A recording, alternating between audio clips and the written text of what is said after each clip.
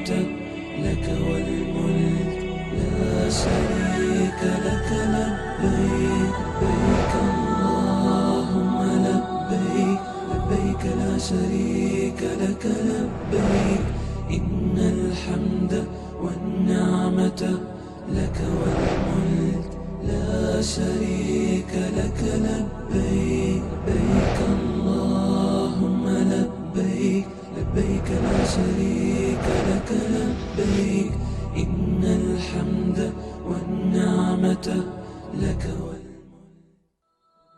اللهم لبيك.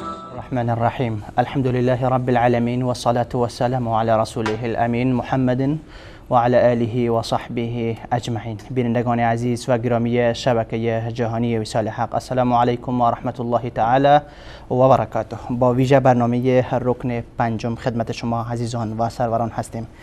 کارشناس ما در این برنامه جناب مولانا عبدالقدوس دهقان هستند. در آغاز سلام های خود و شما بیننده های عزیز را خدمت جناب مولانا دهقان تقدیم نموده ایشان را خیر مقدم میگویم.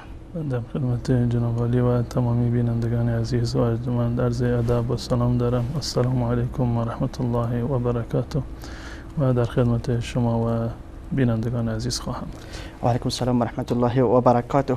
بیننده های عزیز، البته موضوع ما در این برنامه ندای ابراهیم را لبیک بگویید، همون ندایی که الله متعال حضرت ابراهیم علیه السلام را امر نمود که بندگان الله را به سوی حج و رکن پنجم اسلام که حج هست به سوی این فرا بخواند و باید مسلمانان در سراسر جهان به این ندای ابراهیمی لبیک گفته راهی مکه مکرمه شوند. روی این موضوع صحبت میکنیم، اما قبل از اینکه بریم روی اصل موضوع که ندای ابراهیم هست جناب مولانا، البته امروز اولین روز ماه ذوالحجه هست. دیروز هم در برنامه‌های رکن پنجم صحبت‌های روی فضائل دهه ذوالحجه و اهمیت این 10 روز ما صحبت‌های داشتیم. در ابتدا می‌خوایم که توصیه شما را یک بار دیگر برای بیننده‌های برنامه ما که همکنون ما را می‌بینند در مورد این 10 روز چه توصیه‌هایی دارید شما، چه باید بکنند در این 10 روز تا از مزایا و خوبی‌های این 10 روز استفاده وافر کرده باشند؟ الحمد لله رب العالمین و العاقبة للمتقین و صلی الله علی نبینا محمد و علی آله و صحبه اجمعین. همان گونه که شما هم اشاره فرمودید و دوستان در برنامه قبل در این زمینه و به مناسبت دهه اول ذوالحجه مطالبی رو بیان فرمودن و این برمیگرده به فضایلی که برای این دهه از جانب رسول الله صلی الله علیه و سلم ثابت هست و خود اصل فضیلت یک مبحثی هست که با انتخاب انسانها یا با شناخت یک فرد نیست و هیچ فردی نمیتواند که یک مکانی را یا یک زمانی را فضیلت خاصی عنایت بکند مگر اینکه از جانب الله متعال باشد. در شریعت اسلامی وقتی که ما معتقد هستیم که یک زمانی یا یک مکانی تبرک دارد، فضیلت خاصی را دارد، یعنی اینکه حتما باید منبع وحی این را تایید کرده باشد، وگرنه با صلاح دید یک فرد و یک انسان ولو اینکه مجتهد مطلق باشه، عالم بزرگواری هم باشه، چون این صلاحیتی رو ندارد که یک فضیلتی رو برای یک امری، برای یک کاری، برای یک مکان یا زمانی تعیین بکند. و در مورد فضیلت دهه ذوالحجه در آیات قرآن کریم و در احادیث رسول الله صلی الله علیه و سلم اشاراتی شده و الفجر و لیال عشر، این به تعبیر علامه و امام ابن کثیر رحمت الله علیه و که قول صحیح رو همین قرار داده که جمهور مفسرین نظرشون بر این است که همین دهه اول ذوالحجه هست و رسول الله صلی الله علیه و سلم هم در این زمینه فرمود ما من ایام العمل الصالح فیها احب الی الله من هذه الایام. در طول سال در هیچ روزی عمل صالح به اندازه این 10 روز ارزش ندارد. یعنی این بیانگر این هست که ثواب اعمال صالح در این 10 روز مضاعف هست. الله متعال وقتی که یک امری رو میپسندد یعنی این که یک فضیلتی رو دارد، هم خود این ایام فضیلت خاصی رو دارند و هم عمل کردن در این ایام ارزش و ثواب بیشتری رو دارد و در این زمینه انسان باید سعی داشته باشد و نخستین نقطه‌ای رو که من به خودم و دوستان توصیه میکنم توبه صادقانه هست، توبه خالص و نصوحی که ما باید داشته باشیم خصوصا در این ایام مبارک، زیرا که الله متعال میفرماید و توبوا الی الله جمیعا ایها المؤمنون لعلکم تفلحون. اگر دنبال فلاح هستید، رستگاری هستید، توبه بکنید و چه وقتی بهتر از این ایامی باشه که اعمال صالح در واقع ارزش خاصی رو دارند. و نکته دوم این است که انسان باید عزم جازمی رو داشته باشه، یک تصمیم قطعی رو بگیرد و استوار باشه در این تصمیم خودش. والذین جاهدوا فینا لنهدینهم سبلنا. اون کسانی که جهاد میکنند، یعنی چه بسا انجام دادن یک امری برای ما نیاز به استقامت داره، سخت هست، دشوار هست، نیاز به مقاومت داره. اون کسانی که در این راستا استقامت میکنند و در نتیجه و در پایان انشاءالله اون به مقصود خواهند رسید و اون هدفی رو که داشتن انشاءالله برای اونها برآورده خواهد شد. یعنی صبر کردن بر اعمال صالحی که در این ایام میتونیم انجام بدیم، اهم از نماز هست، روزه هست، زکات و صدقات نفلی هستند و صله رحم و هر عمل خیر و صالحی رو که ما میتونیم انجام بدیم. به صورت کلی در روایت اومده که تمام اعمال صالح در این ایام ارزش بالاتری رو دارن و نزد الله متعال محبوب تر هستند. در کنار انجام فرایض دینی و نوافلی که در زیر مجموعه دستورات شرعی و فرایض شرعی هست، یک امری که در این زمینه بسیار مهم هست دوری از گناه و اجتناب از گناه هست. همان گونه که در یک زمانی که فضیلت دارد یا در مکانی که فضیلت دارد انجام دادن اعمال صالح فضیلت زیادی رو دارد، برتری دارد، محبوب است نزد الله متعال و چه بسا که ثواب آن مضاعف باشد، گناه هم به این گونه هست. گناه در مسجد متفاوت هست از گناهی که بیرون از مسجد انجام میگیرد. گناه در حرم مکی متفاوت هست از گناهی که در بیرون حرم انجام میگیرد و همچنین گناهی که در زمانهای مخصوص و مثلا شب قدر هست یا شبهای ماه مبارک رمضان هست یا در این روزهای دهگانه ذوالحجه هست، گناه هم وقتی که انجام بگیرد قطعا گناه هم در واقع زشتر و ناپسندتر هست. پس بنابراین توصیه من به تمام عزیزان و قبل از همه به خودم این است که سعی بکنیم تا جایی که ممکن هست برای ما از گناهان و معاصی انشاءالله پرهیز بکنیم، زیرا که احیانا الله متعال به خاطر یک گناهی که انسان مرتکب شده از رحمت الله متعال و از توفیق و عنایت الله متعال محروم می شود. بنابراین وقتی که ما می خواهیم که مورد لطف الله متعال قرار بگیریم، عنایات خاصه الله متعال شامل حال ما بشوند و الله متعال رحمتش را بر ما عمومی بگرداند، لازمش این است که هم فرایض را انجام بدهیم و هم از معاصی اجتناب بکنیم. انشاءالله. جزاکم الله خیرا جناب مولانا. بیایم روی اصل موضوع ما که در ویژه برنامه رکن پنجم امروز ندای ابراهیم را لبیک بگویید این هست. البته وقتی که ما قرآن را میخوانیم الله متعال تمام عبادات را با یک پاداشت اخروی مرتبط میسازه. مژده های الهی مرتبط میگیره به اعمال نیکی که الله متعال بندگانش را حکم میکند. حالا که ما در این برنامه روی ندای ابراهیم یا همان رکن پنجم اسلام یا فریضه حج هست بحث و صحبت داریم، میشه برای ما بگویید که الله متعال چه پاداش را با این عبادت بزرگ، با این عبادتی که ابراهیم مأمور بود که بندگان الله را به این فرا بخواند، چه پاداش را الله بیان کرده یا وعده داده برای بندگانش نسبت به حج؟ الله متعال در کنار این که فرایضی رو به عنوان احکام اصلی دین مبین اسلام و ارکان اصلی دین تعیین کرده و آنها را واجب گردانیده بر مسلمانان و فرض هست که حتما باید این امور را انجام بدهند و این نشانه لطف الله متعال هست که در کنار وجوب آنها یک پاداشی را برای انسان مقرر کرده بود.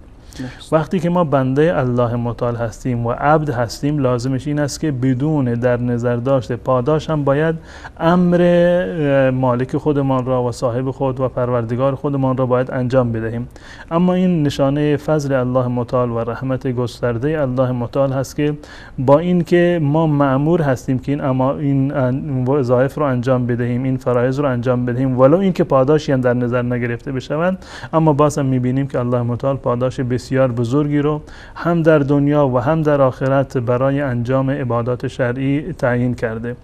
و قطعا این قضیه یعنی مژده دادن به پاداش اخروی یا به مصالح و منفعت‌های حتی دنیوی هم که احیانا از عبادات حاصل میشوند، اینها در واقع برمیگرده به این که یک نوع تشویقی هست و ترغیبی هست و چه بسا که نفس انسانی نیاز به چنین تشویق و ترغیبی را داشته باشه تا اینکه انگیزه بیشتری را در راستای استقامت و عمل بر احکام شرعی در واقع داشته باشه. ما میدونیم که عمل کردن بر احکام شرعی نیاز به صبر و مصابره و استقامت دارد.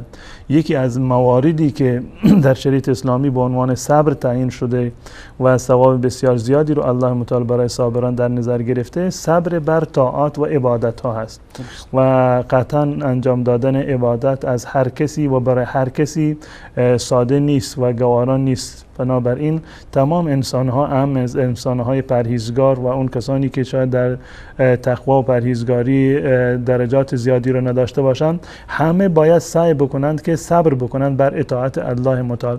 اما آنهایی که ترس الله متعال را دارند، تقوای بیشتری را دارند، انجام دادن عبادات به همان اندازه برای آنها راحت‌تر هست. اونگونه که رسول الله صلی الله علیه و سلم همیشه این جمله رو تکرار می‌کردن: ارحنا یا بلال بالصلاة یا جعلت قرة عینی فی الصلاة، که ما رو با نماز خواندن، اقامه نماز ما رو راحت بگردن، سبب آرامش و آسایش رسول الله صلی الله علیه و سلم میشد. و هر انسانی به هر اندازه‌ای که در تقوا و پرهیزگاری و تقرب به الله متعال و نزد الله متعال جایگاه خاصی رو داشته باشه، انجام عبادات به همان اندازه برای اون آسان‌تر خواهد شد. به صورت کلی وقتی که اعمال شرعی رو و در رأس بقیه اعمال احکام شرعی رو که به عنوان فریضه مشخص شدن در شریعت اسلامی، نماز هست، روزه هست، زکات هست و حج هست، وقتی که اینا رو نگاه میکنیم میبینیم که این اصل مژده و بشارتی که الله متعال برای کسانی که این عبادات رو انجام میدهند، این اصل و این قضیه در عبادات اصلی اسلام و در 4 رکن اصلی و عبادی اسلام بسیار نمایان هست. درباره نماز به طور مثال روایتی هست در سنن ابو داود که رسول الله صلی الله علیه و سلم می‌فرماند که بشر المشائین فی الظلم الی المساجد بالنور التام یوم القیامه، آن کسانی که در تاریکی ها به مسجد می روند. این به صورت کلی یک ویژگی خاصی هست که برای نماز شب و که در تاریکی که در زمان قدیم که مشکل تر بوده و خطرات بیشتری چه بسا که در راه رفتن به مسجد اونها رو تهدید می کرده، اما امروزه که این قضیه مقدار کمرنگتر هست. به صورت کلی الله متعال میگه مژده بده آن کسانی را که در تاریکی و در شب به مسجد می روند، در روز قیامت نور کاملی را خواهند داشت.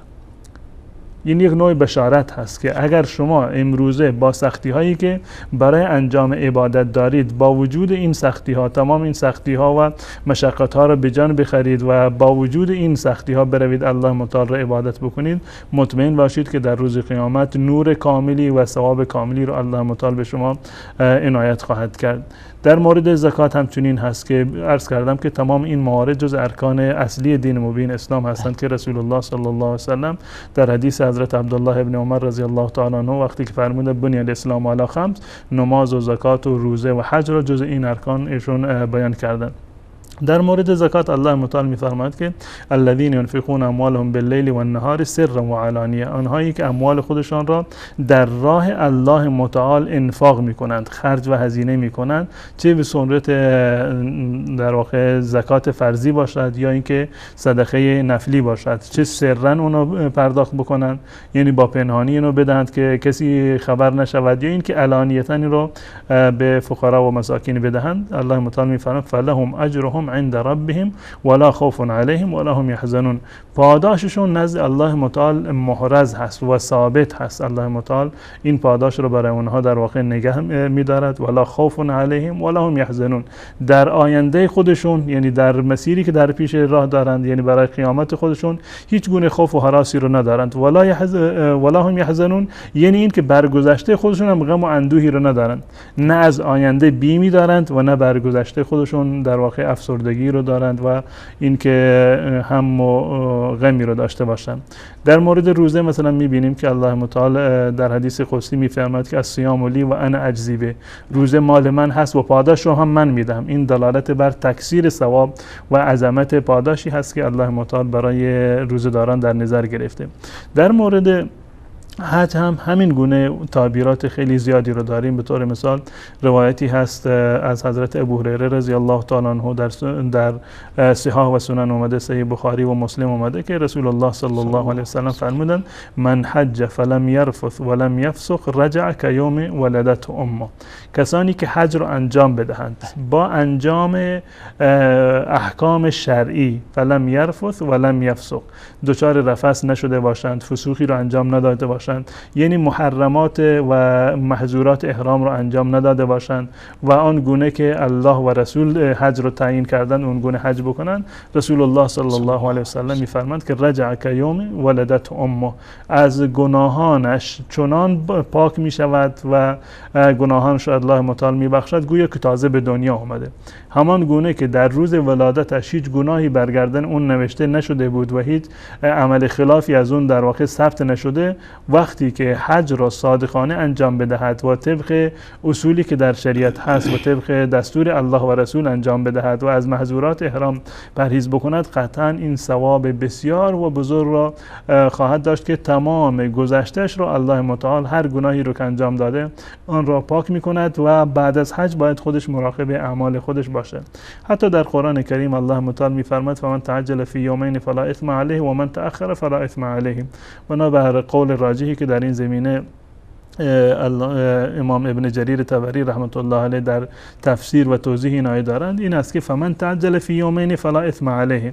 ما میدونیم که در احکام حج حاجی مختار است که در روز 12 رمی بکند و از سرزمین منی خارج بشود یا اینکه صبر بکند تا روز 13. الله متعال میفرماید فمن تعجل فی یومین، هر کسی که تعجل بکند یعنی زود از منطقه منی خارج بشود، روز 12 خارج بشود، فلا اثم علیه، بر اون هیچ گناهی نیست. یعنی این که حاجیانی که روز 12 رمی جمرات بکنند و از منی خارج بشوند گناهانشون بخشیده شده. اشاره داره به همین حدیث رسول الله صلی الله علیه و سلم که من حج فلم یرفث ولم یفسق رجع کیوم ولدت امه و من تأخر فلا اثم علیه. اونهایی که تو روز 13 هم بمونند تا روز 13 اونها هم گناهشون در واقع بخشیده شده و این یک فضیلت بسیار بزرگی هست و یک فرصت بسیار عظیمی هست که الله متعال در واقع در اختیار ما مسلمانان قرار داده به عنوان بزرگترین عواملی هستند که کفاره گناهان و بدیهایی می شود که چه بسا انسان در طول عمر خودش تا زمانی که به حج می‌رود این گناهان را انجام داده باشد، اگر صادقانه و طبق سنت رسول الله صلی الله علیه و سلم حج بکند و از محظورات و ممنوعات احرام پرهیز بکند، قطعا این مژده را دریافت خواهد کرد که الله متعال تمامی گناهان گذشتهش را معاف خواهد کرد. ان شاء الله. جزاکم الله خیرا جناب مولانا سیب دهقان از این صحبت تفصیلیتون روی پاداش و یا مژده ها یا همان وعده هایی که الله متعال در آیات متعدد قرآن کریم و پیامبر اکرم صلی الله علیه و سلم در احادیث گوهربارشان نسبت به حاجیان ذکر کردن. میشه حالا برای ما در مورد حکم حج از دیدگاه اسلام، این ثمره ها و این مژده هایی که شما ذکر کردین واقعا خیلی بزرگ هست. باز هم میخوایم که حکم حج در اسلام را بدانیم. حکم حج چی است؟ یا اینکه جایگاه حج در میان ارکان اسلام از چه قرار هست؟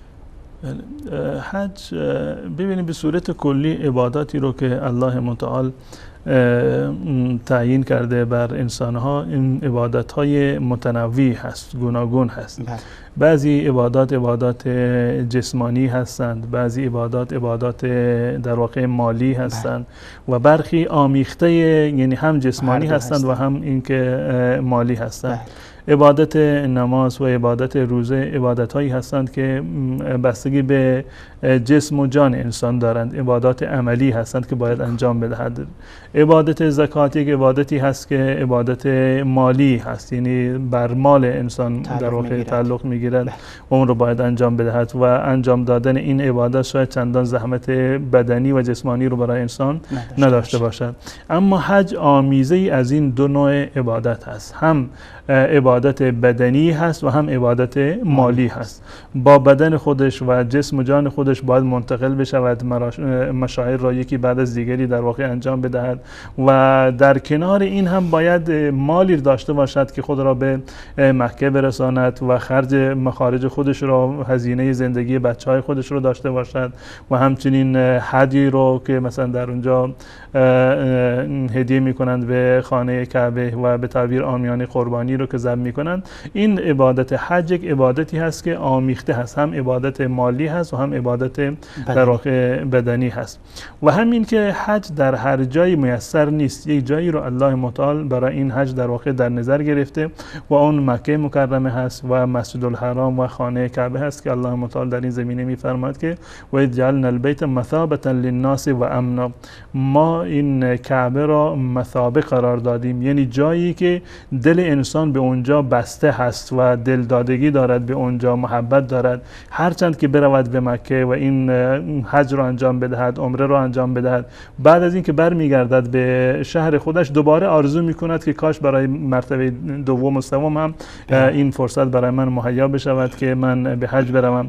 و همچنین امن هست، مثابة للناس و امن، مکان امنی هست در واقع خانه کعبه و مسجد الحرام و حرم مکی، هم برای انسانها جای امنی هست و حتی برای حیوانات و حتی برای جمادات و نباتات همین رو الله متعال یک نوع امنیت و حرمتی رو در داخل حرم قرار داده. درست. یا اینکه الله متعال میفرماید جعل الله الکعبة البیت الحرام قیاما للناس. این تعبیر قیاما للناس یک تعبیر بسیار جالبی هست، همان گونه که الله متعال مال را قیام زندگی در واقع در قرآن کریم معرفی کرده، کعبه را قیاما للناس معرفی کرده. درست. یعنی قائم بودن کعبه و آباد بودن کعبه، رفت آمد مسلمانان، حج عمره انجام دادن مسلمانان وقتی که به کعبه میروند، این نشانه این هست که این دین پویایی هست. مسلمانان هنوز بر اسلام صحیح و کامل هستند. در این زمینه روایتی هست از رسول الله صلی الله علیه وسلم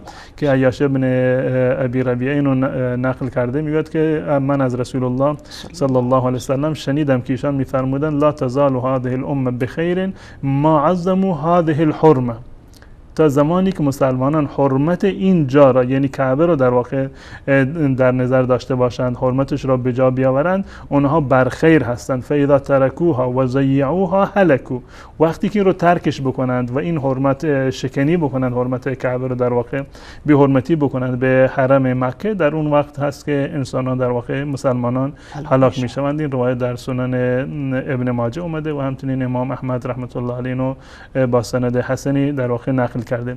پس بنابراین این حج برمیگرده به خانه کعبه، یک جای مشخصی رو دارد و این نشانه پویا بودن و نشانه سلامت دین انسانهای مسلمان هست و نشانه این است که اسلام هنوز الحمدلله پایدار هست و مسلمانان پایبند این شعیره و این حرمت در واقع کعبه معظمه هستند. درست. و الله متعال حج به طرف کعبه را یکی از ارکان اسلام قرار داده. روایتی رو قبلا خدمت شما عرض کردم که رسول الله صلی الله علیه وسلم فرمودند بنی الاسلام علی خمس، دین مبین اسلام 5 تا مبنا، 5 پایه و ستون دارد که یک از این ستون ها حج خانه کعبه هست برای اون کسانی که توانایی و استطاعت حج کردن و رفتن به خانه کعبه رو در واقع داشته باشند.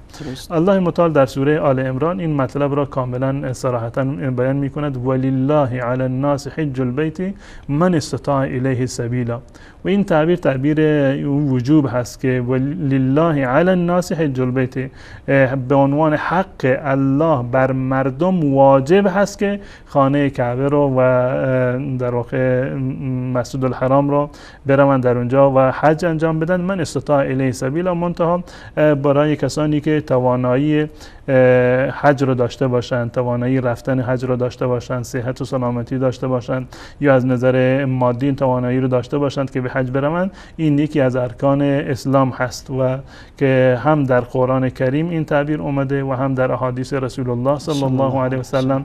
این آیه‌ای که عرض کردم ولله علی الناس حج البیت من استطاع الیه سبیلا، عموم مفسرین از این وجوب رو استنباط کردن و همچنین آیه دیگری هم در این زمینه هست که واتم الحج والعمره لله، کنم دلالت بر وجوب میکنن. اما این آیه اولی رو عموم مفسرین تفسیر کردن بر این که این آیه ناظر بر وجوب حج بر کسانی هست که توانایی و استطاعت مالی و جانی داشته باشند و بتوانند که این عبادت رو انجام بدن. ببخشید، هدفتون از وجوب کدام وجوب است؟ واجب نزد جمهور یا واجب نزد احناف؟ چون فکر میکنم کمی تفاوت داره. در مورد وجوبی که در مورد ارکان اسلام هست برمیگرده به همون یعنی فرض شرعی هست، یعنی از دیدگاه عموم اهل سنت و الجماعت و اصولی هایی که معروف هستند به متکلمین، اصول فقه متکلمین که شوافی و حنبلی ها و مالکی هستند، یعنی وجوب دلالت بر همون فرض بودن دارد. یعنی تفاوتی رو در میان یعنی واجب و فرض قائل نیست. در مذهب امام ابو حنیفه رحمت الله علیه یک تفاوتی رو قائل هستند در میان فرض و واجب که اون بسته به نوع دلیل یک حکمی هست. اگر دلیلش قطعی و صریح باشه، صریح الدلاله باشه و قطعی باشه، میگن که این فرض هست. اما اگر دلیلش غیر قطعی باشه، در اون صورت میگن که این در واقع واجب هست. اما در اینجا چون که حکم حج یعنی لازم بودن حج هم از قرآن ثابت هست و هم از احادیث رسول الله صلی الله علیه و سلم ثابت هست و هم اجماع امت اسلامی بر این هست، این معنی همون فرض بودن را دارد. یعنی الله متعال در این آیه و رسول الله صلی الله علیه و سلم در روایات متعددی حج رو در واقع جزء واجبات شرعی و فرایض و ارکان اسلام در واقع قرار داد. جزاکم الله خیرا. در تفسیر لمن استطاع الیه سبیلا شما چیزهایی میگفتین که استطاعت مالی یا بدنی میشه اینجا از فرصت استفاده نموده شرایطی که حج بالای یک انسان فرض شود اشارات داشته باشه. از آنجایی که قبلا عرض کردم که عبادت حج یک عبادتی هست که هم بدنی هست و هم این که در واقع مالی هست. یعنی خود این که وقتی ما میگیم که بدنی هست و مالی هست، این در واقع بیانگر خود شرایطش هست. درست. یعنی چه بسا انسان‌هایی باشند که از نظر بدنی شرایط انجام این عبادت رو نداشته باشند، یا این که از نظر مالی شرایط انجام این عبادت رو در واقع نداشته باشند.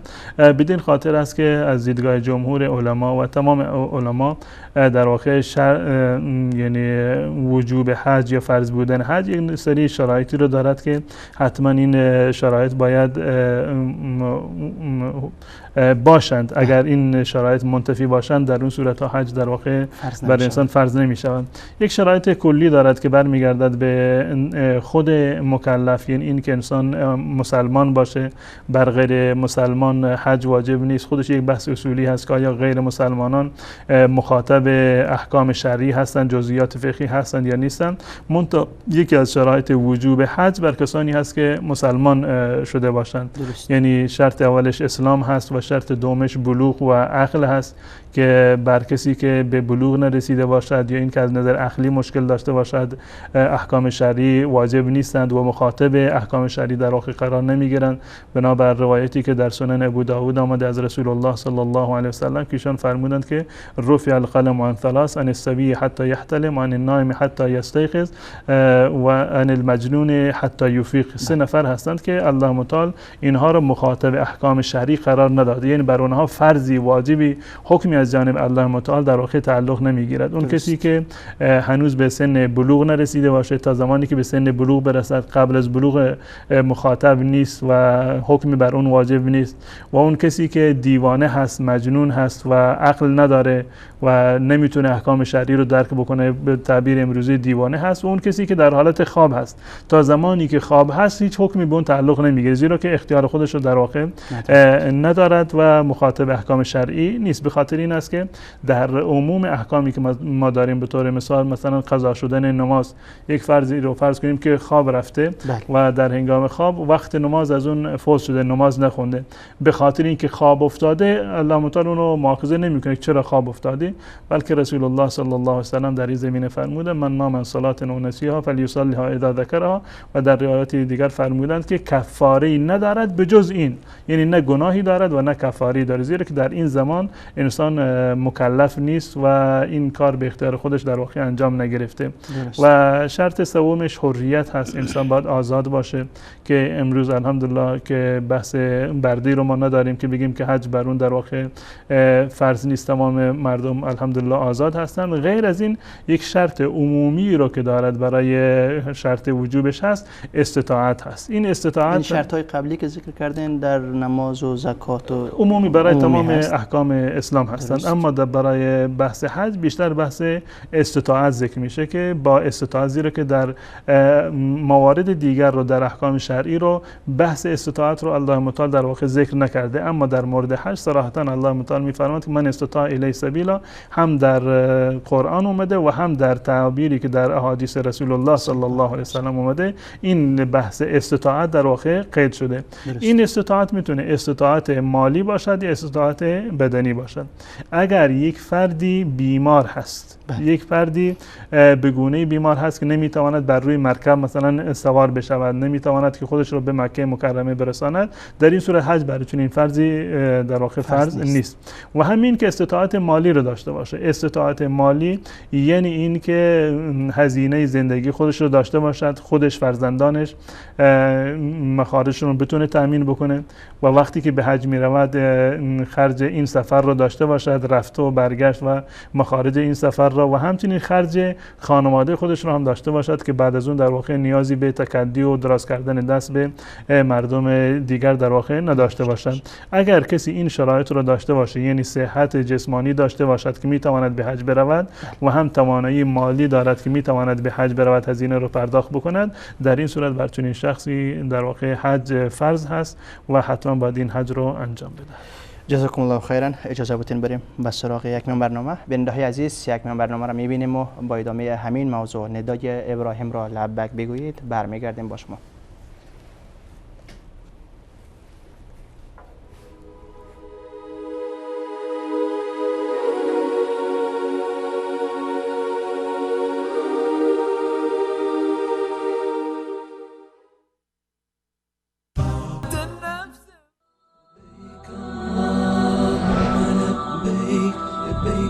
شريك لك لبيك إن الحمد والنعمة لك والملك لا شريك لك لبيك لبيك اللهم لبيك لبيك لا شريك لك لبيك إن الحمد والنعمة لك والملك لا شريك لك لبيك لبيك اللهم لبيك لبيك لا شريك لك لبيك إن الحمد والنعمة لك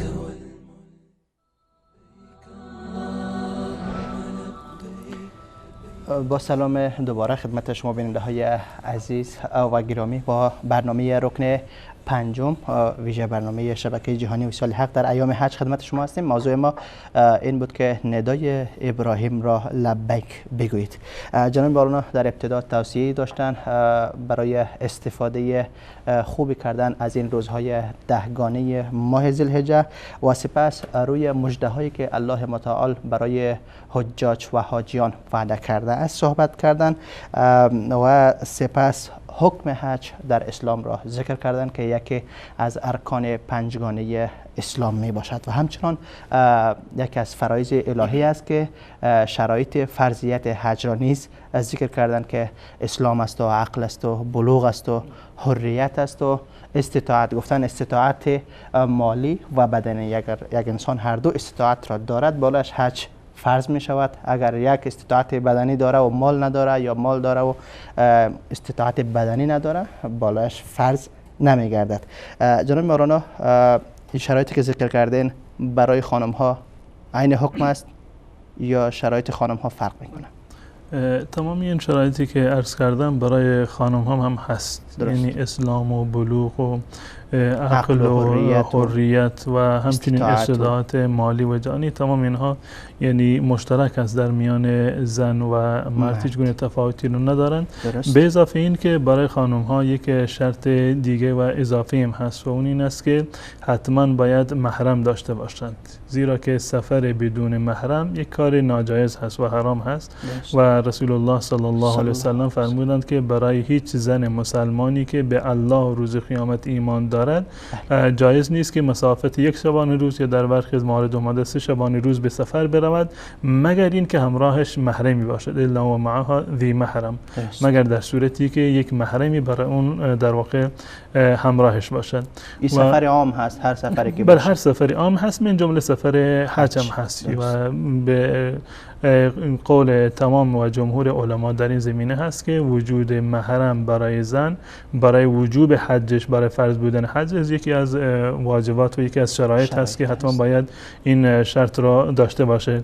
گرچه در این زمینه در خود نوع محرم یک اختلاف دیدگاه و تفصیلی وجود داره در فقه اسلامی که آیا باید جزء فقط محارم خودش باشند یا اینکه جزء با جماعت زنها هم میتواند سفر بکند، که مذهب امام شافعی رحمت الله علیه این است که اگر یک جماعتی بودند، گروهی از زنها بودند که میتونن به همدیگر کمک برسونند و کارهای یکدیگر رو انجام بدند، نیازمندی که میشه چه بسا بتونند که دست یکدیگر رو بگیرند، فقهای شوافع اجازه دادند که با جماعت زنها هم میتوانیم که زن به حج برود. اما قول جمهور علما که با توجه به در واقع روایات صحیح که در این زمینه اومده لازم هست که حتما زن با خودش یک محرمی رو داشته باشد، پدرش محرم مردی داشته باشد، پدرش باشد، برادرش باشد، شوهرش باشد، فرزندش باشد، واسه یک مردی از محارم خودش یعنی باید همراه خودش باشد. اگر یک فردی، یک زنی تمام شرایط گذشته را داشت، یعنی استطاعت مالی و جانی داشت، به استثنای این که محرم نداشت، از نظر شرعی حج بر چنین زنی واجب نیست. اگر حج نرفت معنیش این نیست که یک حجی یک در واقع واجب شرعی رو ترک کرده. تا زمانی که محرم برایش میسر نشده باشد حج رفتن برایش در واقع جایز نیست. و با توجه به شرایط خاصی رو که حج داره در میان عبادات اسلامی، در عبادات دیگر ما در واقع نیابت در عبادت نداریم. نیابت در عبادت نداریم. این گونه که مثلا یک فردی به جای یک فرد دیگر نماز بخواند چیزی رو در واقع نیست و هر کسی باید خودش انجام بده، نماز رو، روزه رو و حتی زکات رو، یعنی خود فرد خودش یعنی با اختیار خودش باید این عبادت رو انجام بده. کسی دیگر نمیتواند به جای کسی دیگر یک عبادتی رو انجام بده. اما عبادت حج یک عبادتی هست که در اون بحث نیابت هم هست، یعنی می شود که یک فردی به جای فرد دیگر به حج برود، با توجه به این که تعریفی که در استطاعت اومده که همه انسان ها استطاعت رو ندارند. عرض کردم شاید از نظر جسمانی مشکلی رو داشته باشه، معلول باشه، توانایی رفتن به حج را نداشته باشد، بیمار باشد، در بستر بیماری افتاده نمیتواند به حج برود، یا این که در واقع مشکلات دیگری وجود داره، شاید اصلا ممنوع خروج باشه از کشور یا ممنوع ورود باشه به فرض کنیم که سعودی یا موارد دیگری به صورت کلی که در این زمینه هستند. در چنین موارد یا اصلا فرض کنیم یک فردی فوت کرده، از دنیا رفته و حج رو انجام نداده، حج برگردن اون واجب بوده، فرض شرعی بوده، انجامش نداده، یا یک اصلا فرض هم نبوده اما به حج نیومده، آیا وارثانش و ورثه‌اش میتوانند به جایش حج بکنند؟ به اتفاق تمام مذاهب اهل سنت و الجماعت حج و عمره برای فردی که در واقع از دنیا رفته و حج نکرده در واقع جایز هست. چه حج فرضی باشد، یعنی بر اون فردی که از دنیا رفته حج فرض شده باشد و نرفته، یا اینکه به صورت کلی حج بر اون فرض نشده باشه، باشه به عنوان ایصال ثواب در واقع جایز هست که انسان برای مرده خودش به حج برود. این هم در واقع یکی از مواردی هست که الله متعال به خاطر شرایطی که حج دارد و زحمتی که دارد و نقل و انتقالاتی که دارد از نظر بحث استطاعت هست، بدنی و مالی هست، برای کسانی که برایشون میسر نشده باشد الله متعال در این زمینه نیابت در عبادت رو در واقع هم مشروع قرار دادن و جایز هست برای کسانی که نمیتوانند که خودشون به حج بروند در صورتی که بیمار باشند، بیماریشون مزمن باشد، امیدی به شفا نداشته باشند یا بعد از وفات کسی عزیزش وفات کرده میتواند که به جای اون به حج یا عمره برود. تشکر. این نیابت برای خانومی که محرم نداره هم امکان داره؟ در چنین موارد انسان باید سعی بکنه تا جایی که ممکن هست، یعنی صبر بکند. اگر قرار هست مثلا به طور مثال برادری دارد یعنی که شاید به سن بلوغ نرسیده فعلا نمیتواند، خب صبر بکند، یا پدرش برادرش باید صبر بکنه که یک فرصتی رو داشته باشه که اونا باش همراه بشوند. در صورتی که هیچ گونه امکانی نداشته باشه و به هیچ عنوان محرمی هم که براش نباشه، در این صورت برای جایز هست میتواند کسی رو به نیابت خودش و به عنوان حج فرضی خودش یک کسی دیگری رو نیابت بدهد که به جاش حج بکنه. جزاکم الله خیرا جناب مولانا. حالا یک کسی تمام این شرایطی که شما ذکر کردین داره، اسلام، عقل، بلوغ، حریت، استطاعت مالی و بدنی، تمام این شرایط آماده است، حج هم بالاش با این شرایطی که ذکر کردین فرض شده، میتونه که حج به تأخیر بندازه سال بعد، چند سال بعد، یا اینکه فوراً همون سالی که شرایطش پوره شد باید سفر کنه؟ در این زمینه انسان باید با توجه به موقعیتی که انسان در زندگانی دنیا دارد و حتی انسان نمیداند که تا که مثلا زنده هست، آیا سال دیگر چنین توانایی رو دارد یا ندارد، از نظر جسمانی سالم هست یا نیست، از نظر مادی میتواند که هزینه حج را داشته باشد یا نداشته باشد. به صورت کلی یعنی رأی و نظر راجح در این زمینه این است که حج وجوبش علی الفور هست. عقیده و مذهب امام ابو حنیفه رحمت الله علیه، امام مالک و حتی قول راجح من گونه که عرض کردم این است که حج واجب علی الفور هست. یعنی به محض این که شرایط حج فراهم شدند و استطاعت حاصل شده، انسان از نظر جانی و از نظر مالی توانایی حج را داشت، از نظر شرعی بر اون واجب هست که حتما در واقع حج را انجام بدهد. یعنی در اولین فرصت باید اقدام بکند و تأخیر حج بعد از وجوبش در واقع جایز نیست. در این زمینه روایات متعددی اومده از رسول الله صلی الله علیه و سلم. به طور مثال در سنن ابو داود آمده که رسول الله صلی الله علیه و سلم فرمودند که من اراد الحج فلیتعجل.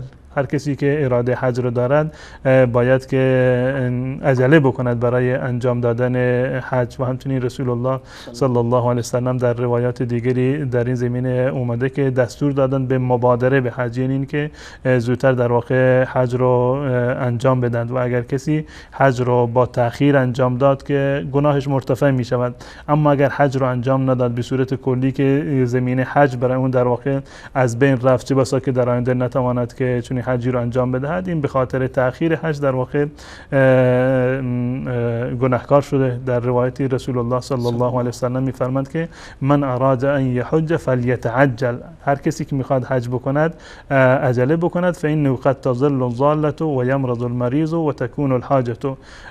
کسانی که میسر شده براشون حج و حج بر اونها واجب شده حج بروند، چه بسا گاهی وقتی که مرکبشون گم شده باشه، تعبیری هست برای اون زمان رسول الله صلی الله علیه و سلم دادن، در واقع شطوری رو که شما آماده کردی شاید این که الان امسال این مرکب رو دارید، امکان داره که بروید، اما سال بعد این شاید گم بشه، از بین بره، یا اینکه شما بیمار بشوید، یا اینکه اصلا به صورت کلی اتفاقی بیفته شاید شما اصلا زنده نبودید برای سال آینده، هیچ تضمینی در این زمینه وجود ندارند. پس بنابراین انسان باید به محض این که حج بر اون واجب شد باید اون حج رو انجام بده. حتی در این زمینه نقل قولی شده از سیدنا عمر رضی الله تعالی عنه که ایشان میگوید که هر کسی که حج رو یعنی توانایی حج رو دارد که حج رو انجام بدهد، با وجود این حج رو انجام نمیدهد، اختیار دارد که یهودی میمیرد یا نصرانی میمیرد. و حتی ایشون گفتند که من میخوام که دستور بدم تمام کسانی که به اصطلاح توانایی حج رو دارند و به حج نمیروند، من کسی رو بفرستم در این امصار و در شهرها، هر کسی که حج بر اون واجب شده توانایی حج رو دارد و به حج نمیرود، بر اون جزیه رو در واقع اضافه بکنم، یعنی از اون جزیه بگیرم. یعنی این که در واقع در حد کفر هستین که بر اون از اون جزیه بگیرند که چرا وقتی که حج بر اون لازم شده و یکی از وظایف شرعی و فرایض شرعی هست اونو در واقع انجام نداده، این به معنی ترک یک واجب شرعی هست. به هر صورت با توجه به روایاتی که در این زمینه هست و آثاری هم که از اصحاب رسول الله صلی الله علیه و سلم وجود داره، قول راجح در این زمینه این است که حج واجب علی الفور هست، یعنی به محض این که بر انسان واجب شد و فرض شد، توانایی جسمانی و مادی داشت و در اولین فرصت و در اسرع وقت باید این حج رو در واقع انجام بدن. و به صورت کلی هم وقتی که ما احکام شرعی رو نگاه میکنیم، یعنی آیات قرآن را و احادیث رسول الله صلی الله علیه و سلم را ما در نظر بگیریم، میبینیم که الله متعال ما رو همیشه دستور داده به مسابقه و سبقت گرفتن به طرف کارهای خیر، نه اینکه ما تأخیر بکنیم. فاستبقوا الخیرات در آیات متعددی الله متعال ما رو دستور دادند که در انجام کارهای خیر باید از هم دیگر سبقت بگیریم و این عباداتی رو که بر ما فرض هستند، خصوصا از اون جنس فرضش که عبادت اصلی هست و جز فرایض و ارکان اصلی هستند، اونو در اولین فرصت ما باید در واقع انجام بدیم و به تأخیر نیندازیم. و متاسفانه در بسیاری از جوامع ما یک باور در واقع نادرستی هست که گمان میکنند که تا زمانی که انسان جوان هست حج بر اون فرض نیست، یا الان وقت حجش فرا نرسیده، باید صبر بکند، یک عمر طولانی داشته باشد و در آخر عمر به حج برود. درست هست که حج یکی از در واقع کفارات گناهان هست که عرض کردم که رسول الله صلی الله علیه و سلم فرمودند من حج فلم یرفث ولم یفسق رجع کیوم ولدته امه. اگر کسی به حج برود و حج را آنگونه که بر اساس سنت انجام بدهد و محظورات احرام را انجام ندهد، اگر به این گونه حج بکند، این در واقع کفاره گناهانش می شود. برخی از مردم اینو اینجوری یعنی فهمیدن، سوء تفاهم شده که ما باید یک عمر بشینیم گناه بکنیم و در آخر عمر برویم و حج انجام بدیم تمام گناهان ما در واقع معاف بشه. با توجه به این که گفتم که آیات قرآن و احادیث رسول الله صلی الله علیه و سلم به ما دستور داده که در اولین فرصت ما باید حج را انجام بدیم و مذهب امام ابو حنیفه رحمت الله علیه هم این هست و قول راجح هم با توجه به آیاتی که قرآن کریم و روایاتی که در این زمینه هست و آثار صحابه این است که حج واجب علی فور هست که در اولین فرصت انسان باید انجام بده. و همون گونه که در روایت هم اومده بود از رسول الله صلی الله علیه و سلم که حضرت عبدالله ابن عباس نقل کرده بودند از رسول الله صلی الله علیه و سلم، گفتن در اولین فرصت حج بکنید، چه بسا که شما سواری و مرکب خودتون رو از دست بدید یا اینکه بیمار بشوید یا اینکه اتفاق دیگری بیفتد یا اینکه انسان در واقع بمیرد و زنده نباشد و نتواند که این حج رو در واقع انجام بدهد. و نکته دیگر این که این مورد که انسان گناه رو انجام بدهد و مطمئن باشد که اولا که مطمئن نیست که آیا این فرصت برایش مهیا می شود که بعداً به حج برود یا اصلا مهیا نشد، شاید بیمار شد، شاید مالش رو از دست داد، شاید اینکه شرایط به هم خوردی و هر اتفاق دیگری ممکن است که اتفاق بیفته و این فرد نتواند که حج بکنه. و بالفرض این کم عمر طولانی رو داشته باشد. آثار گناه به گونه‌ای هستند که هر گناهی که انسان انجام می‌دهد یک نقطه سیاهی بر قلب انسان می‌نشیند و به هر اندازه که انسان بیشتر استغفار بکند، زودتر توبه بکند یا زودتر اون گناهان گذشته خودش را در واقع کفاری رو برای اون گناهان خودش انجام بدهد که من توبه و استغفار و بقیه مکفرات هستند، این امید توبه کردنش و امید در واقع تقواش خیلی بیشتر است. اما هرچند که این گناهانش بیشتر بشود، این کم کم رفته رفته این قلبش سیاه می شود و در روایت اومده مانند یک کوزه‌ای هست که برعکس گذاشته بشود، هرچند که بر روی آن آب بریزی کلکوز مجخیه اومده که بر اون آب بریزی داخلش هیچ گونه تأثیری رو نخواهد داشت، یعنی بر قلبش مهر زده می شود که در واقع واقع بعد از اون نه امیدی به حج دارد، نه انگیزه برای حج رفتن دارد و نه هم این که انگیزه رو برای در واقع توبه پیدا میکنند. پس بنابراین همان گونه که رسول الله صلی الله علیه و سلم هم توصیه کردند و از عموم آیات قرآن کریم این فهمیده می شود، انسان باید در زمان جوانی و در اولین فرصت به محض این که حج بر انسان واجب شد یا شرایطش فراهم شد، انسان باید حج رو انجام بده. جزاکم الله خیرا. اجازه بدین جاوید جان لطفاً شماره برنامه را زیرنویس بکنین. بیننده های عزیزی که میخوان در این بحث شریک شوند و یا سوال و پرسش در این مورد از جناب مولانا عبدالقدوس دهقان داشته باشند، شماره برنامه زیرنویس شده است. میتوانید بیننده های عزیز تماس بگیرید و سوال هایتان را در مورد موضوع برنامه که ندای ابراهیم را لبیک بگویید یا همان فریضه حج مطرح بکنید. جناب مولانا تا اینکه تماس ها وصل شوند، اگر برای ما و بیننده های عزیز ما روی فضائل حج اگر مختصرا صحبت بکنید که حج مثل سایر عبادات از چه فضایل برخوردار است یا در میان عبادات و ارکان اسلامی به خصوص از چه جایگاه برخوردار است؟ قبلا اشاره کردم که حج یکی از ارکان اسلام هست، یعنی 5 پایه اصلی و رکن اصلی شریعت اسلامی هست که نماز و روزه و زکات و حج هستند، مهمترین عبادت شرعی در این زمینه هستند. و از نظر ثواب هم قبلا عرض کردم که رسول الله صلی الله علیه و سلم فرمودند که این یکی از کفارات هست. یکی از مواردی هست که گناهان انسان را کفاره میکند. من حج فلم یرفث ولم یفسق رجع کیوم ولدت امه، که کفاره میشود برای گناهانی که انسان در واقع انجام داده. یا همچنین درباره عمره هم این اومده که عمره تا عمره دیگر این کفاره گناهانی است که در این میان از انسان در واقع سر میزند. غیر از این روایات دیگری با توجه به اینکه جزء ارکان اسلام هست و فرایض اصلی هست و ثواب بسیار زیادی رو دارد، در این زمینه تاکید هم بسیار شده از جانب رسول الله صلی الله علیه و سلم و روایتی هست از حضرت ابو هریره رضی الله تعالی عنه که در این زمینه ایشان فرمودند که سوال شد از رسول الله صلی الله علیه و سلم که ای العمل افضل، کدام عمل برتر هست و در واقع ثواب بیشتری رو داره، نزد الله متعال محبوب تر هست؟ الله متعال فرمودند که ایمان بالله و رسوله، که برترین عمل ایمان به الله و رسول الله صلی الله علیه و سلم هست. و این در واقع یک پیش زمینه‌ای هست برای بقیه اعمال شرعی، زکات و روزه و به صورت کلی احکام شرعی که ایمان به الله و رسول الله صلی الله علیه و سلم باشد. و در ادامه فرمودند که ثم ماذا، بعد از آن چه حکمی بالاتر هست؟ رسول الله صلی الله علیه و سلم فرمودند که جهاد در راه الله متعال. و در مرحله سوم وقتی که از ایشان سوال شد که بعد از جهاد کدام حکم در واقع افضل هست و برتر هست، ایشان فرمودند که حج مبرور، حجی که مبرور باشه، یعنی در آن حج انسان از منهیات شرعی در واقع پرهیز کرده باشه و حج مبروری باشه که الله متعال رو قبول بکند. این جزء برترین اعمالی هست که انسان میتواند که انجام بده. جزاکم الله خیرا. اجازه بدین بریم به سراغ بیننده ها. بیننده های زیاد پشت خط داریم، نمیخوایم از این بیشتر منتظر بمونیم. اولین بیننده را به اجازه شما میگیرم. بله، سلام علیکم و رحمت الله. بله، سلام علیکم. بله، سلام علیکم و رحمت الله.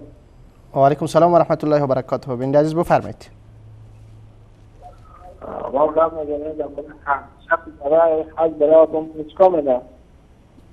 بیننده عزیز متاسفانه صدایتان واضح نیست، میشه جایتان را تغییر بدین. فرید جان لطفا صدا را بلندتر بفرستین، صدای بیننده واضح نبود. بیننده بعدی را میگیریم. بله، سلام علیکم و رحمت الله. السلام علیکم. بله، سلام علیکم و رحمت الله. وصال ها؟ بله، وصال حق. بیننده عزیز بفرمایید. برای امی حج سوال داشتیم. بفرمایید خواهر گرامی. استودیوی؟ بله بله، سوالتان را مطرح کنید، صدای شما داره پخش میشه. بفرمایید.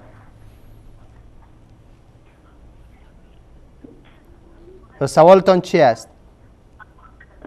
سوال ما همین بود که 2 ساله که ما نیت حج داریم. بله. نیت حج رفتن داریم. درست. نمیشود. ما از قزاقستان. نمیشود. مانع چی هست؟ چه چیز مانع میشود از حج؟ همین حجت همون. چی مانع است؟ حجت ها همین دکومنت همون. گرفتین شما حجت؟ مانع حج چی میشه و چه چیز شما را از حج منع میکنه خواهر گرامی؟ پاسپورت نمیدن مشکل. از طرف دولت است؟ از طرف دولت از یعنی دولت اجازه خانواده. نمیده. دولت برای شما اجازه نمیده که به حج بروید، درست است؟ نه اجازه هسته ما شهروند تاجیکستان در قزاقستان هستیم نمیتونیم. به خاطر که شهروند تاجیکستان هستید نمیتونید از قزاقستان به حج بیایید، درست؟ بله بله. درست است، سوالتان گرفتیم. انشالله جناب مولانا دهقان پاسخ خواهند گفت. تشکر از تماستان خواهر گرامی. برای همین ما میخوایم ما یگان گناهکار میشویم یا که همین سوالتان گرفتیم. سوالتان منتظر پاسخ باشید. انشالله جناب مولانا دهقان جواب خواهند داد. برنامه خوبتان. تشکر از تماستان. خداحافظ. بیننده بعدی را میگیریم. بله سلام علیکم و رحمت الله. سلام علیکم و رحمت الله و برکاته. و علیکم سلام و رحمت الله و برکاته. بنده عزیز خودم معرفی کنید و سوال اگر دارید بفرمایید. صوفی زاده هستم از فنلاند تماس میگیرم. عرضم به خدمتتان خدمت شما و جناب مولانا سلام دارم و خداوند برای شما اجر نصیب بگردانه با زحماتتان. میخواستم یک سوال کنم که چیز است که امی روزه دهه ذوالحجه را بله برفرض که خودم صبح شروع کردم به خاطر روزه و بعد از اذان اشتباهاً یک مقدار شیر خوردم. یکی میخواستم میرا ببینم که آیا صحیح است روزه گرفتن من امروز یا نه. و دوم اینی که بعد از اذان صبح شیر خوردین؟ بله بعد از اذان صبح اشتباهاً شیر فراموش کردین یعنی؟ فراموش کرده بودم که میخواستم روزه بگیرم. بعد از اون چیزی نخوردین دیگه، ادامه دادین تا حال روزه دارین؟ دارین؟ بعد از اون چیزی نخوردیم، ادامه دادیم. بله درست. و دوم اینی که برای شخصی که قرضدار است یا مثلا قرض خانه داره یا چیز دیگه، احکام حج چی حکم میکنه که آیا میتونه که حج بره یا نه؟ یعنی پول نداره که قرضهایش بپردازه؟ بله درست است. سوالتون گرفتیم، سوالتون واضح است. ان شاءالله جناب مولانا دهقان پاسخ خواهند گفت. منتظر پاسخ باشید. تشکر از تماستان. خداحافظ. بیننده بعدی را میگیریم. بله سلام علیکم و رحمت الله. بله سلام علیکم.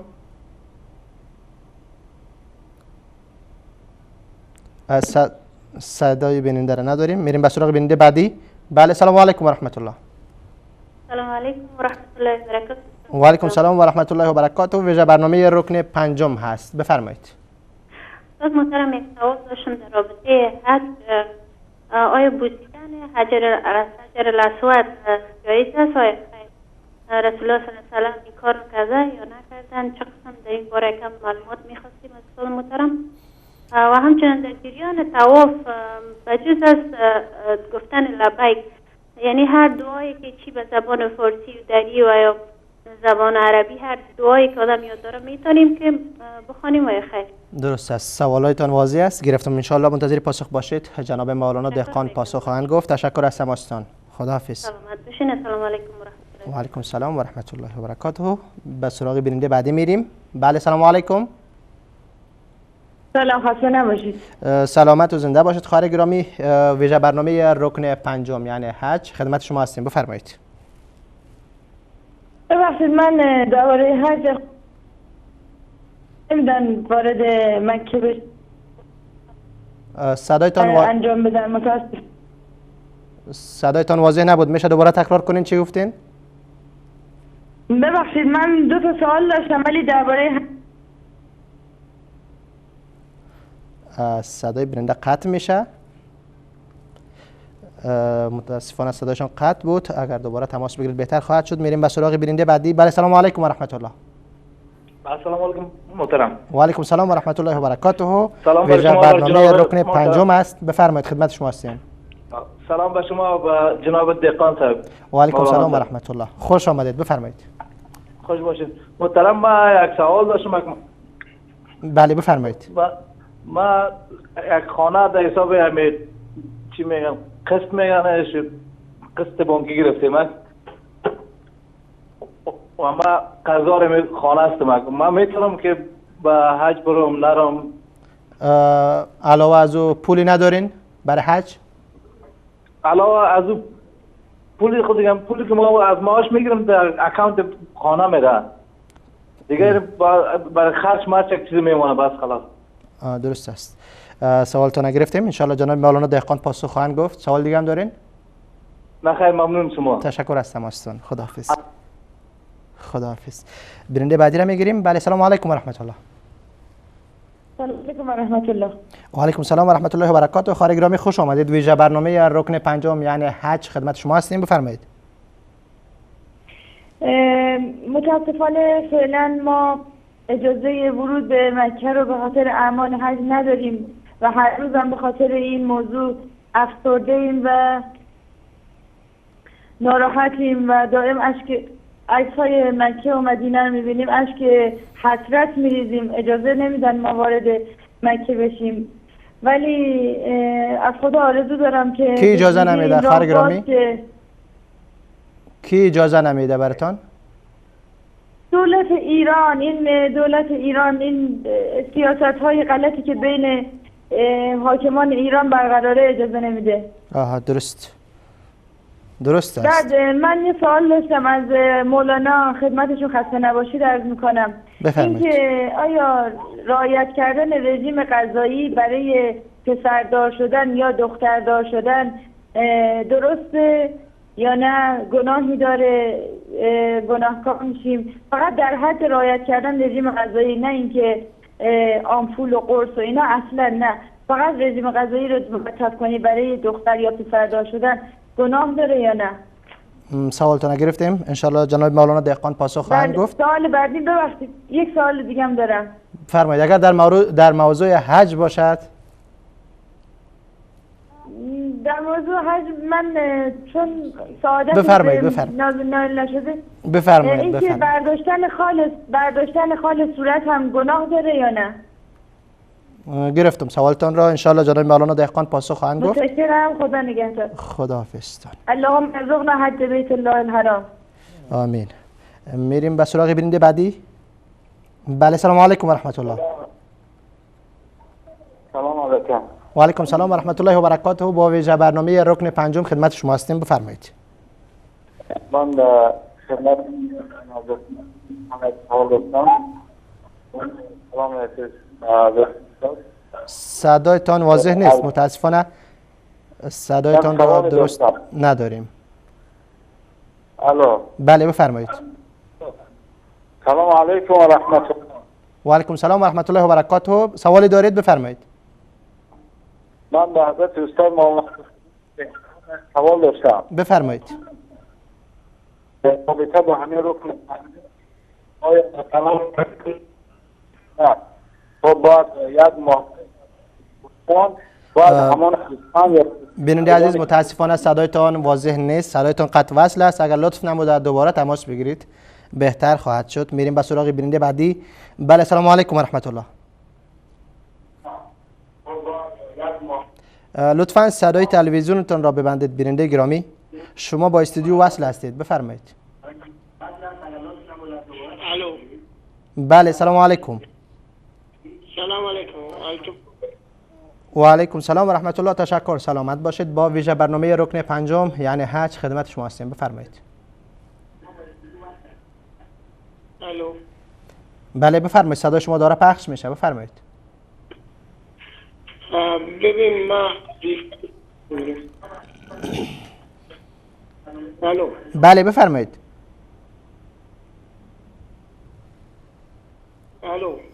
لطفاً صدای ما را شما نمیشنوید، مثل که میشه دوباره تماس بگیرید لطف نموده. میریم به سراغ بیننده بعدی. بله، سلام علیکم و رحمت الله.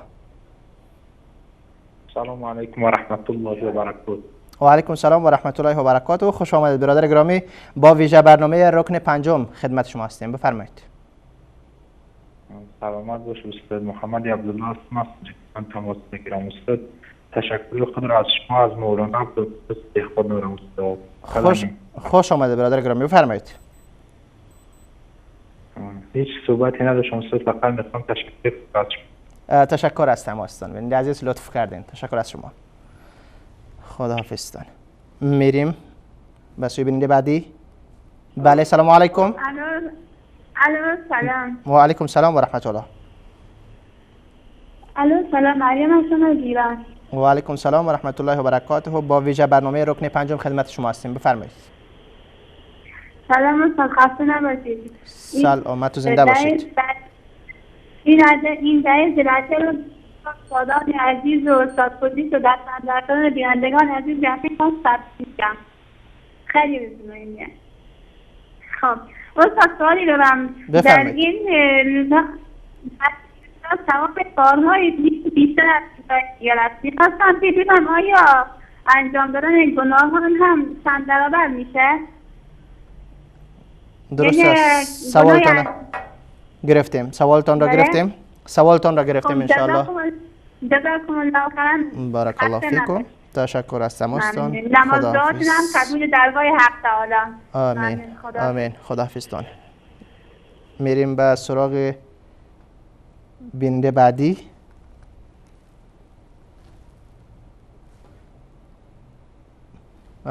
فرید جان صدای بیننده را من ندارم. میریم به سراغ بیننده بعدی. بله سلام علیکم و رحمت الله. بله سلام علیکم.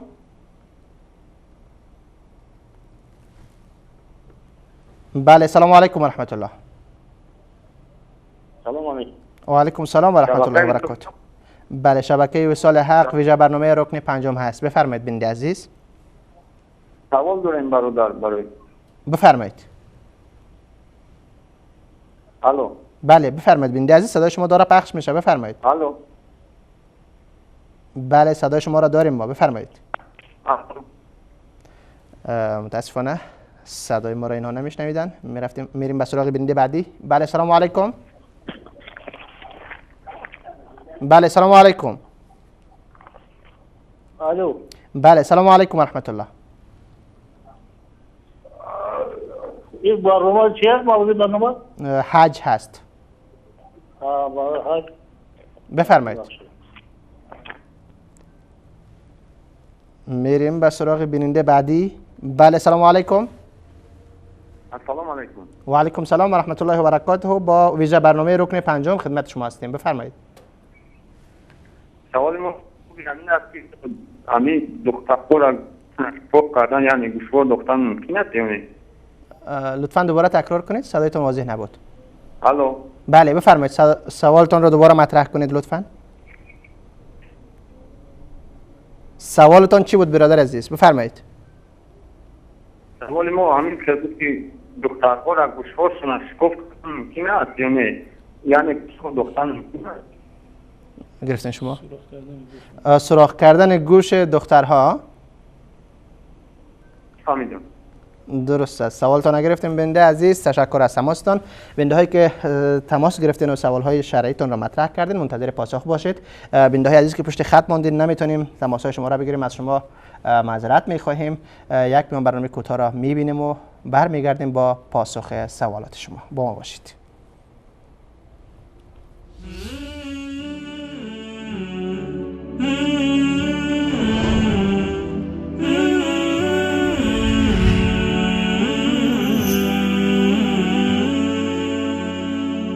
سرت والشوق طريقي، جئت من فج عميق، إن من أركان ديني حجة البيت العتيق.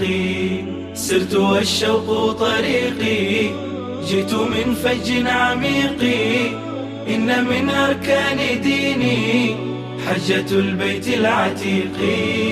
جئت للبيت الحرام لألبي في الزحام، ويطوف القلب حبا بين ركن ومقام. جئت مشتاقا ألبي قاصدا إياك ربي، أنت غفار وإني أرتجي غفران ذنبي. قد تركت الأهل خلفي، جزت بحرا وفلا، لا يساوي الكون عندي وقفة في عرفات. جئتها حبا وفرضا، طار البلدان أرضا، فعسى الرحمن عني فجر يوم النحر يرضى. جئتها حبا وفرضا أطهر البلدان أرضا، فعسى الرحمن عني فجر يوم النحر يرضى. عجما جاءوا وعربا ركبوا بحرا وجوا، ليس بين الناس فرق أبدا إلا بتقوى. عجما جاءوا وعربا ركبوا بحرا وجوا، ليس بين الناس فرق أبدا إلا بتقوى. جئت مشتاقا ألبي قاصدا إياك ربي، أنت غفار وإني يرتجي غفران. سرت والشوق طريقي، جئت من فج عميق، إن من أركان ديني حجة البيت العتيق. سرت والشوق طريقي، جئت من فج عميق، إن من أركان ديني حجة البيت العتيق. سرت والشوق طريقي، جئت من فج عميق، إن من أركان ديني حجة البيت العتيق. سرت والشوق طريقي، جئت من فج عميق، إن من أركان ديني حجة البيت العتيق.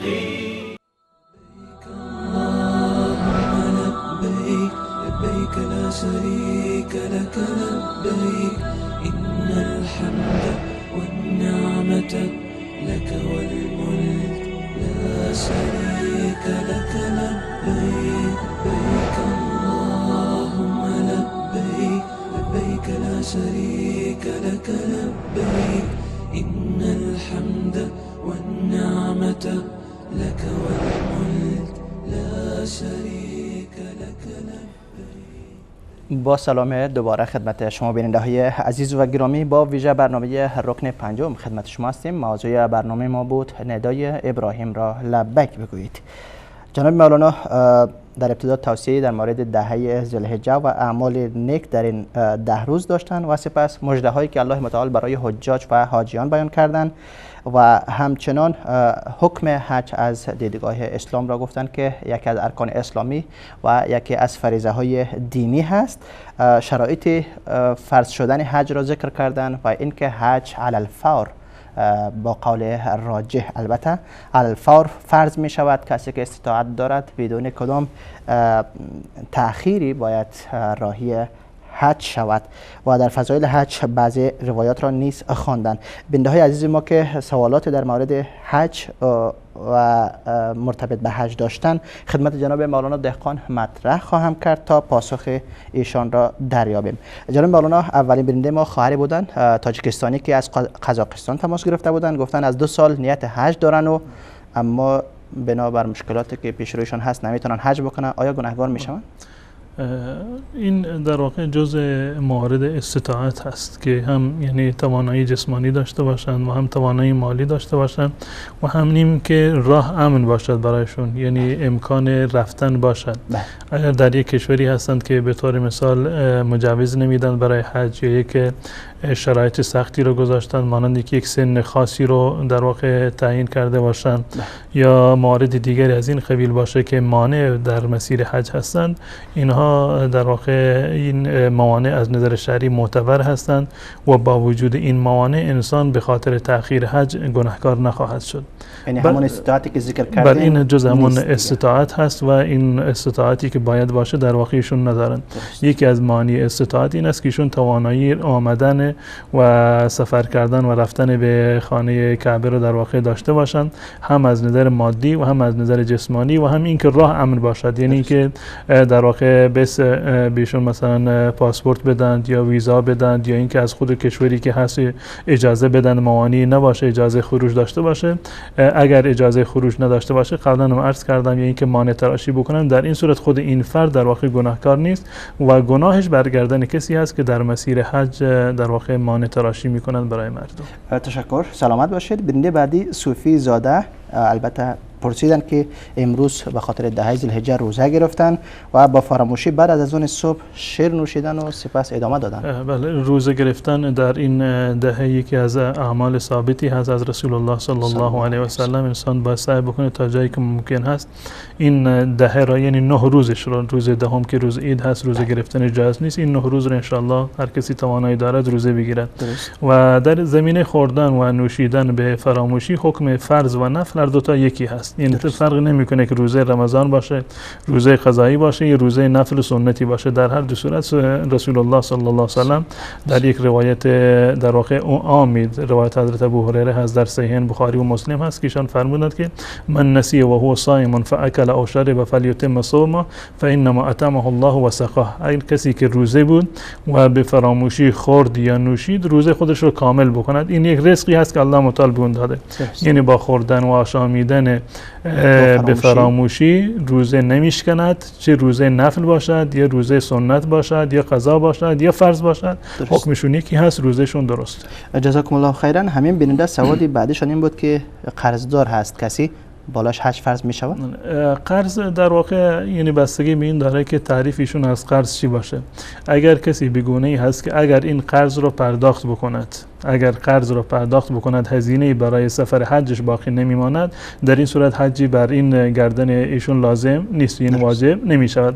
اما بعضی از مردم فکر، یعنی گمانش این است که به هیچ عنوان کسی که هر نوع قرضی بر گردنش باشد حج بر اون واجب نیست، یا اگر حج رفت حجش هم جایز نیست. به طور مثال کسی اهل بازار هست، معامله داره، خب قطعا بسیار از معاملات به صورت قرض هست یا قسطی هست، یعنی همیشه اون کسانی که در بازار هستند و تاجر هستند از هم طلبکار هستند و هم بدهکار هستند. اما معنیش این نیست که حج بر این گونه افراد واجب نیست، حج بر این گونه افراد واجب هست. ولو این که فرض کنید یک قسطی هنوز نرسیده باشه، یک مالی رو خریده باشه نسیه و هنوز پولش رو نداده باشه، بر چنین افرادی حج کردن واجب هست، ولو این که مقروض هم باشند.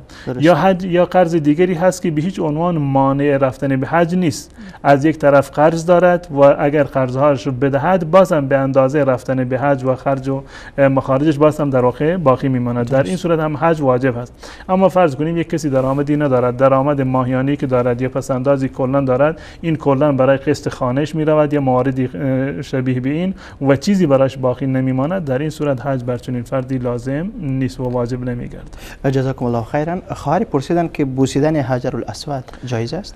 بله، بوسیدن حجر اسود نه تنها اینکه جایز هست بلکه سنت هست در طواف خانه کعبه برای کسی که میسر باشد. اگر میسر بود و توانایی رفتن داشت و مزاحمتی برای دیگران یا اذیتی برای خودش در واقع مترتب نبود، این سنت هست که حجر اسود رو در واقع ببوسند. روایت صحیح و صریح در این زمینه هست، در صحیح بخاری و مسلم هست از حضرت عمر رضی الله تعالی عنه زمانی که به حج اومده بودند و این استلام حجر کردند، یعنی حجر اسود را بوسیدند و فرمودند که انی لاعلم انک حجر لا تضر ولا تنفع، من میدونم که تو سنگی هستی و توانایی هیچ گونه نفع و ضرری رو نداری، ولولا انی رأیت رسول الله صلی الله علیه و سلم قبلک ما قبلتک، اگر من رسول الله صلی الله علیه و سلم رو نمیدیدم که تو را میبوسید منم نمیبوسیدم.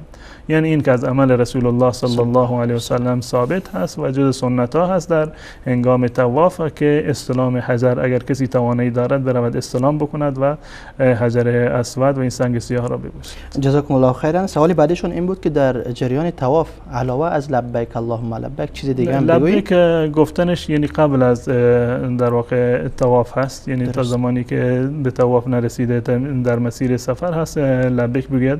وقتی که طواف رو شروع کرد در واقع لبیک رو تمام بکند، اونجا دیگه در هنگام طواف هر چیزی رو که خواسته باشد براش جایز است. یعنی اگر کسی خواسته باشد قرآن بخواند هم جایز است، هیچ گونه اشکال شرعی ندارد. دعا بخواند هیچ گونه اشکال ندارد. ذکر و اورادی بخواند هیچ گونه اشکال ندارد. اگر نیازی شد که لازم شد حرفی بزند باز هم هیچ گونه اشکال شرعی و ممانعتی ندارد. دعای مخصوصی که ملزم باشه که حتما باید در هنگام طواف این دعا رو خوانده باشند چون این الزامی وجود ندارد. جزاکم الله خیرا.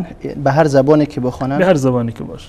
درست است. برنده بعدی سوال کردن که خانه با قسط گرفتن، ماهانه قسطی رو میپردازن، چیزی که باقی میمانه از تنخواهشان مصارف خانه را پیش میبرن بله، همون قبلا هم عرض کردم اگر که پسنداز دیگری رو ندارد، هزینه رفتن به حج رو ندارد و صرفا همین پولی هست که برای قسط خانه میدهد، در این صورت حج بر ایشون واجب نیست. تشکر، سلامت باشید. خواهری از ایران تماس گرفتن و افسرده بودن خیلی در مورد اینکه دولت ایران مانع حج شده و به حج آمدن نمیتونن. مثل این خواهر برادر دیگه ما شب البته در برنامه قلب آسیا تماس گرفته بودن، برادر از ایران تماس گرفته بودن، پرسیدن که ما را به نماز عید اجازه نمیتن که نماز عید بخوانیم، پس قربانی ما چطور میشه که ما بعد از نماز قربانی باید داشته باشیم، نمازی که نمیخوانیم قربانی را چطور بکنیم؟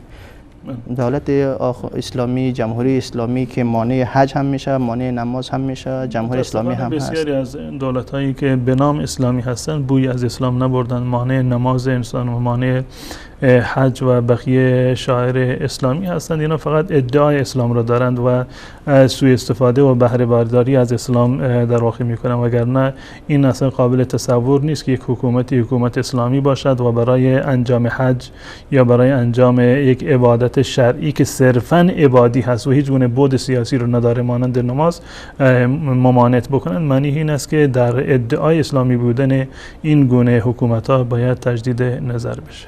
جزاکم الله خیرا.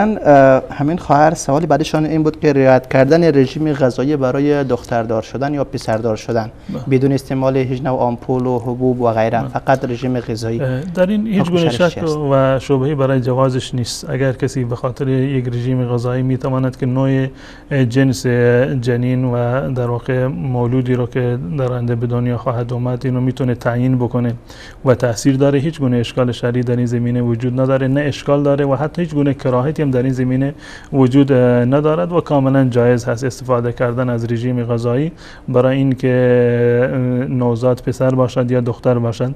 بلکه اضافه بر این مراجعه کردن به پزشک و آزمایش دادن یا در واقع بقیه موارد و زمینه هایی که وجود داره برای اینکه مولود مثلا این نوزاد پسر بشود یا دختر بشود، یک سری آزمایش هایی که در واقع انجام میگیرد، واسه اونا هم هیچ گونه اشکال شرعی ندارند، زیرا که اینها همشون اسباب عادی هست که الله متعالی اینو مباح قرار داره، جایز هست که از اونا استفاده بکنن و این یک نوع تداوی هست برای در واقع معالجه بیماری. شاید یکی به خاطر بیماری فقط میتونه که دختر باردار بشه یا فقط میتونه که پسر باردار بشه یا یک نوع نقصی مثلا وجود داشته باشه، تداوی هیچ گونه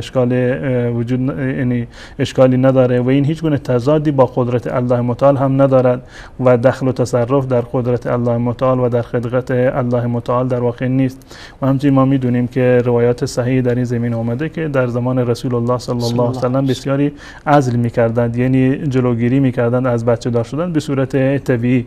وقتی که این جایز باشد که جایز هست برای یک انسانی که در واقع جلوگیری بکند برای یک مدت مشخصی، این هم جایز هست که در واقع برای نوع مولود خودش هم اگر بخواد یک رژیم غذایی رو یا به پزشک مراجعه بکند، یک سری آزمایش هایی رو در واقع بدهد یا حتی اینکه داروهای شیمیایی رو دیگه در این زمینه استفاده بکند، هیچ گونه تضادی در این زمینه وجود نداره.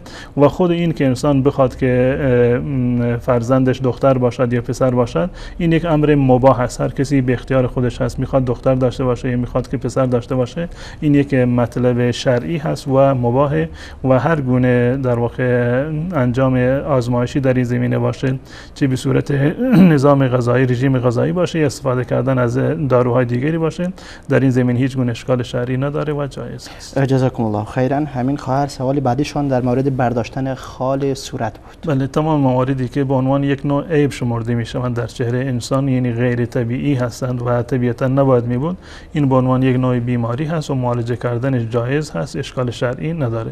یعنی برداشتن خال از صورت یا هر جای دیگر بدن از نظر شرعی جایز هست. جزاکم الله خیرا. همکار عزیزم اشاره میکنه که ما فقط 4 دقیقه وقت داریم. بیننده بعدی سوالشون این بود که انجام دادن گناهان کبیره در این 10 روز همان گونه که اعمال نیک ثواب بسیار بالایی را داره و افضل هست، گناهاش هم همان قسم بزرگتر می شود؟ کلی الله متعال، یعنی این فضل الله متعال است که به صورت عمومی هر نیکی رو 10 برابر قبول می کند، اما بدیها رو صرفا همون 1 برابر هست. این به عنوان یک قاعده کلی هست که در قرآن و حدیث در واقع این ذکر شده. اما به خاطر حرمت در واقع بعضی از مکانها یا بعضی از زمانها در واقع گناه عظیمتر هست. معنیش این نیست که حتما یعنی جرأتی که در انجام گناه انجام گرفته، این جرأت در واقع مضاعفی هست که در این زمینه انجام گرفته. به طور مثال یک فرزندی رو ما تصور بکنیم، اگر به تنهایی یک کار خلافی رو انجام بده، خب یک به تنهایی انجام داده، اگر همین کار رو با کمال پررویی و لجاجت جلوی پدر و مادرش انجام بدهد، این دیگه در واقع گفته میشه که این فرزند دیگه در بعد حقوق والدین یا بی احترامی والدین در واقع یک فراتر گذاشته، گرچه خود عمل یکی هست، تفاوتی نداره، چه جلوی پدر و مادر باشد یا بیرون باشد.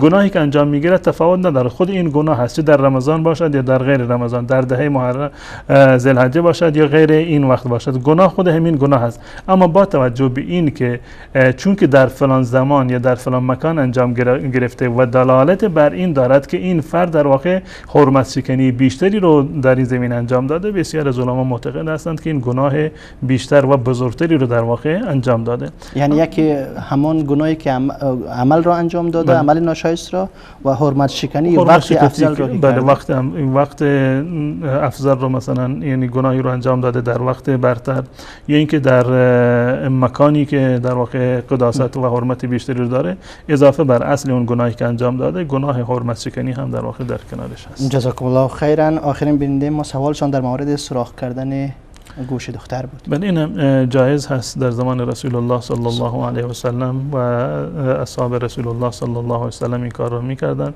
و به اتفاق علما این جایز هست و هیچ گونه به عنوان دخل و تصرف کردن در خلقت الله متعال شمرده نمی شود و گوشواره به گوش کردن جز مواردی هست که از نظر شرع فقه اسلامی جایز و مباح است. جزاکم الله خیرا. آخرین دقیقه وقت ما هست، گفتن دیگه هم دارین شما؟ امیدوار هستم که الله متعال به ما توفیق بدهد که در این روزها الله متعال رو به نحو و احسن ان شاء الله عبادت بکنیم و تا جایی که توان داریم از گناهان و معاصی ان شاء الله پرهیز بکنیم تا اینکه در دنیا و آخرت سرفراز و سربلند باشیم ان شاء الله. جزاکم الله خیرا. بارک الله فیکم. تشکر از شما بیننده های عزیز که تا این لحظات با ما بودید. یقینا از صحبت های جناب مولانا عبدالقدوس دهقان مستفید شده باشید. همه شما عزیزان را به خداوند یکتا و یگانه میسپارم. الله یار و مددگارتان. و السلام علیکم و رحمت الله و برکاته.